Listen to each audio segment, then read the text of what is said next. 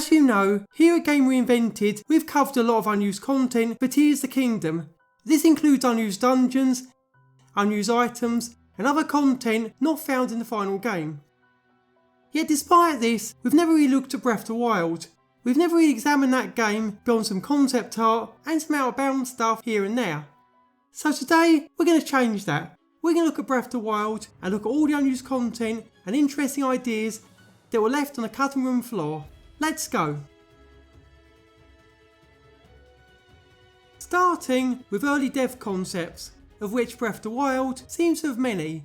In fact, there are so many, it seems to indicate a major difference in dev philosophy between Breath of the Wild and Tears of the Kingdom. That being, most of Breath of the Wild's unused ideas come from early concept art and experiments, while the Tears of the Kingdom stuff often made into the game itself. So, it's likely this part of the video will be much longer just because of how much there is to cover.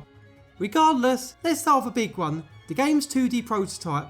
Yep, before development began on the game's concepts were actually mapped out in a 2D game similar to the original NES title. It was a neat concept and one that made for rather interesting GDC talk. Plus an intriguing fan game called Breath of the NES. Unfortunately, that fan game didn't really last long, since after we interviewed the dev team, Nintendo shut it down with cease and desist. So yeah, rip our chances of seeing a 2D Breath of the Wild anytime soon. And the same goes for a possible modern day or futuristic Zelda game too. In similar presentations, the company showed off artwork of both Link and Ganon wearing modern day clothing, as well as Hyrule in the midst of an alien invasion. They were neat concepts, but not long for this world. As a result, with the exception of Motorbike, which probably became the Mars Cycle Zero, they got shoved into a drawer, never to be seen again. There were also some concepts of a Minish too. Indeed, these tiny people were planning to appear in Breath of the Wild, with Link be able to interact with them, and even shrink down to their size to enter their homes and other tiny buildings. It was a neat concept, and it did make sense, but it was probably too hard to integrate into an open world game like Breath of the Wild. So, the Minish were cut, as well as the idea of shrinking down and entering tiny areas. Either way, onto the creepiest bit now, the early Guardian concepts. Oh god, these are horrifying. Indeed, while the final game's giant mechs are unnerving enough, the versions here look like something straight out of Dark Souls or Elden Ring. They're giant grotesque monsters with very organic design that would probably push the game's age rating up a few notches and really wouldn't fit in a standard Zelda game. Heck, they're so horrifying they probably even make the Gloomspawn look tame by comparison.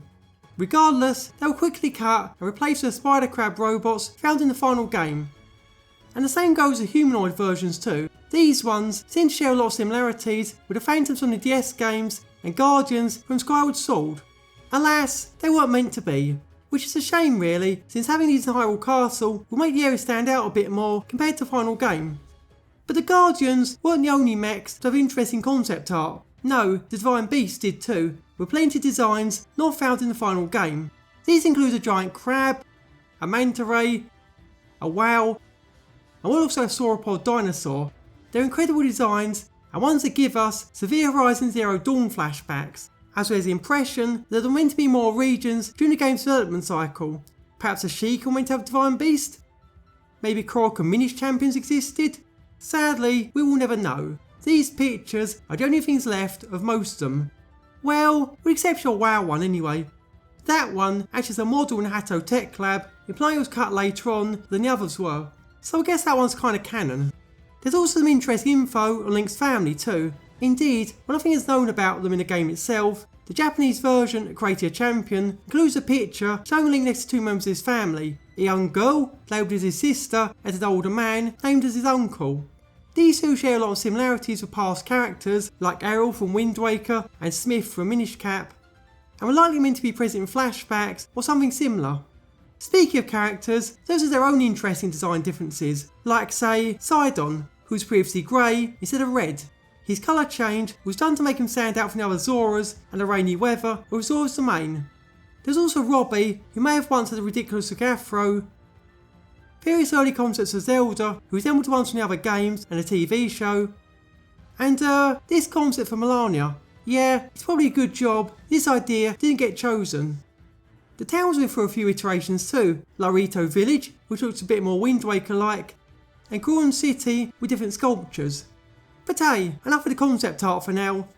This is about unused content in Breath of the Wild, not just concepts and artwork from creating a champion. Onto the stuff under the game. Or at least, in one case, removed from the game, because there's apparently an unused shrine codenamed Dungeon 136, whose collision and model have been removed from the files. Based on restoration, or Ikuteru, it seems there's a blank template shrine used for blessing shrines throughout the game. There's also a Mario Club test dungeon too. Very little of this area exists in the game beyond the name, but it seems the general consensus was going to be a test room for things like weapons, items, etc. But unused areas haven't all been removed. No, plenty of places in the game itself are unused too. Like say, these mysterious empty rooms at the top of Hyrule Castle and behind the Fashion Passion shop in Gerudo Town. These areas are fully modelled on the inside despite the player never being able to visit them. Interestingly, they also return in Tears of the Kingdom, which implies the team want to use them in that game for some reason.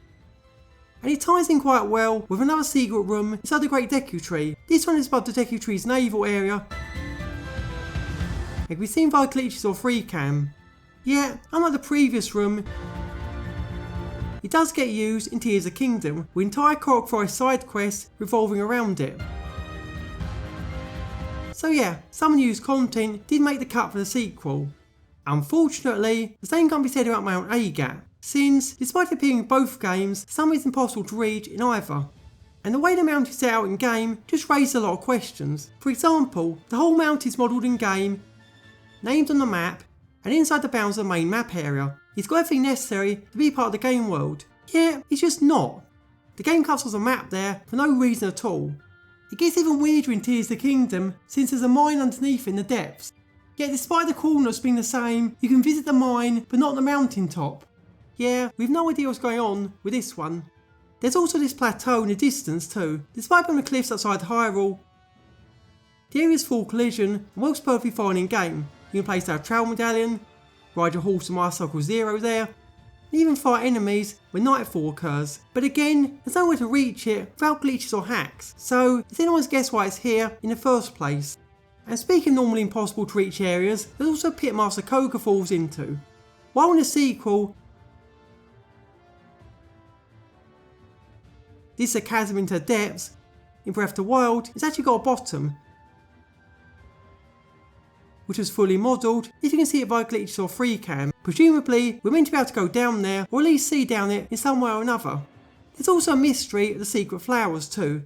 These being weird sets of flowers found out of bounds in 2 points in the game. The unused room inside the Deku Tree, and underneath the Clan hideout. Presumably, the use of dev teams or something made to map out locations or some other key trigger.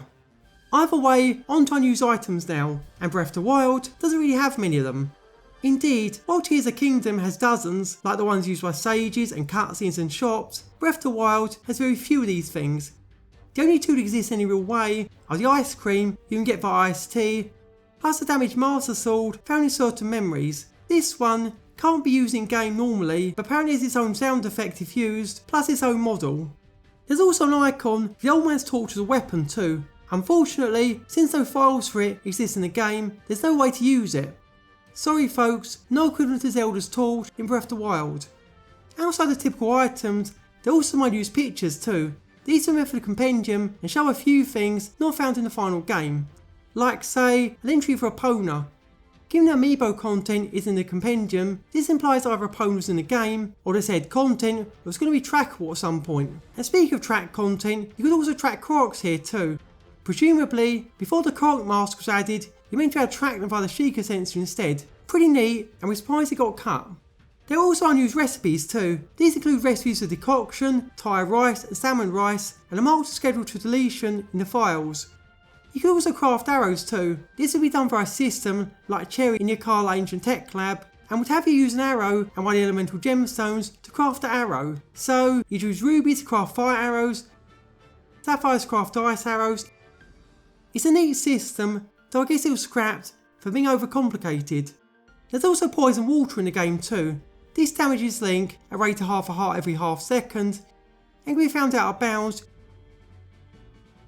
in the Sabantha region. Presumably it's going to be used to the Malice equivalent for water areas, or some other way to mark them as corrupted by Ganon.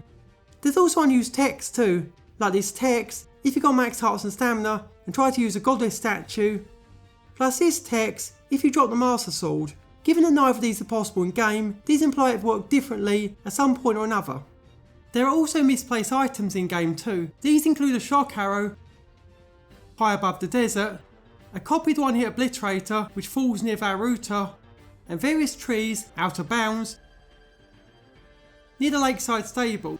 These items were probably put there by mistake when the devs were building the game and were probably meant to be placed somewhere else. Either way, that's everything we know about unused content in The Legend of Zelda Breath of the Wild.